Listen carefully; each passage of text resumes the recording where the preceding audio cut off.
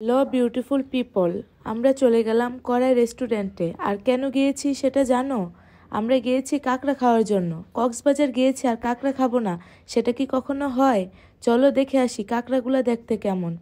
এখানে কাঁকড়াগুলো খুবই ভালো ছিল এবং খুবই দেখতে বড় সড়ো ছিল। এখন আমরা এখান থেকে 3টি কাঁকড়া নিয়ে নিলাম ফ্রাই করার জন্য। এখন আমরা রেস্টুরেন্টের ভিতরে চলে গেলাম। আসলে রেস্টুরেন্টটা খুব সুন্দর। এখন কিছুক্ষণ ওয়েট করছি এগুলা ফ্রাই করার জন্য। দেখতে দেখতে এগুলা ফ্রাই হয়ে গেছে। এখন এগুলা আমি খাবো। কাঁকড়া খেতে আমার খুবই ভালো লাগে। আসলে কাঁকড়ার গ্রানগুলা আমার খুব বেশি ভালো লাগে।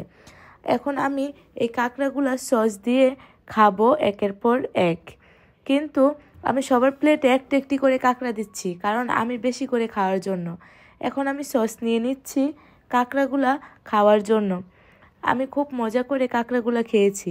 আমার মেয়েরও খুব ফেভারিট। দেখো সে কত সুন্দর করে খাচ্ছে। অবশ্যই সবাই মাশাআল্লাহ বলবে কিন্তু।